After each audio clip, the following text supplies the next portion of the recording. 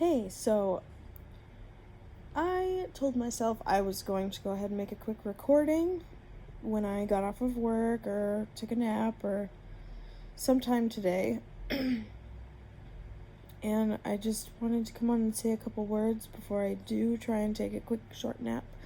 Because usually my quick short nap doesn't turn out to be quite so quick and short, because when you've been awake for such a period of time and you try to go sleepy by, you usually can't get away with a 2-hour nap, one and done. It elongates. But anyways, I am probably just going to ramble on about something a bit. I didn't really pick a topic beforehand. I haven't practiced the going point by point at all. I'm a little sick, so I'm sorry if my voice or my sniffles, bother you, but this is what we're working with for right now. So let's try the brain and energetic body connection. So you yourself are not just a body. You do not dwell only within your body. You are an etheric, energetic mass that exists in a dedicated time-space and has latched onto a biological form that keeps you trapped within a tangible time and space. But what your brain and your heart and your other organs are doing are really interpreting bits of information from your energetic mass, which is very large or very small depending on who and how you are. As an energetic being, I tell you that you're most likely bigger, much, much bigger than your body. And so your brain has been tasked with interpreting large amounts of information that stretch very far outside of whatever you consider your being right now in this existence. And so it can be hard for your brain to properly grasp all of that information and interpret it the way you need it to. We really only get a glimpse into who we truly are because so much information is not interpretable, if that's a word, by the a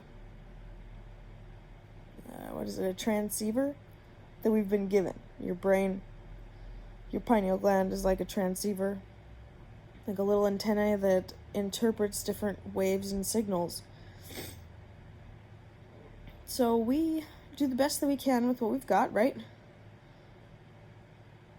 But once you learn how to take your awareness outside of your brain, that's why organizations like Heart Math Institute talk so much about reintegrating your awareness into your heart space, because there's so much more information in your heart as well. There's memory cells in your heart. And other resources will also tell you your gut. Your gut has its own memory as well. You have 3 brains. Your mind brain, your heart brain, and your gut brain. Which is a super interesting concept, because that means you are computing so much information, so much more information than you know about. But I like to think about if we go beyond this dimension where we're going to have possibly 2 heart brains and who knows how many other brains in other places, as we begin to continue to mathematically divide and expand on our biological form in order to match our energetic form.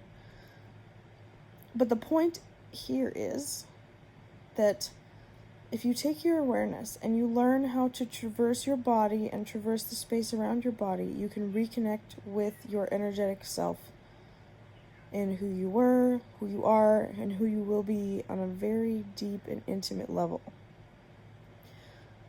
And I will have some exercises for you to do in order to tap into that, because it's truly a beautiful thing. It's the culmination of multiple of our existing senses into a new sense. It's very much living life as if you were a baby all over again. You know, we don't remember much of that time because we were learning how to use our body. But now it's time for us to relearn how to use our energetic body.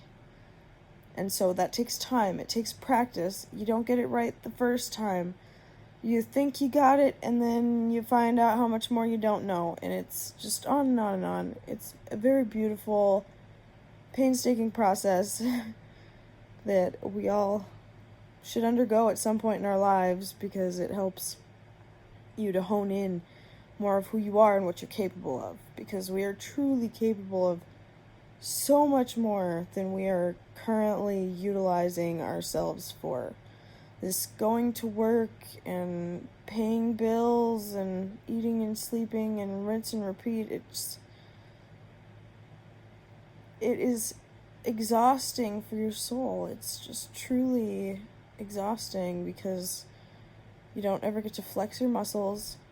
You don't ever get to try something crazy and new, unless you're taking matters into your own hands, which may or may not be legal.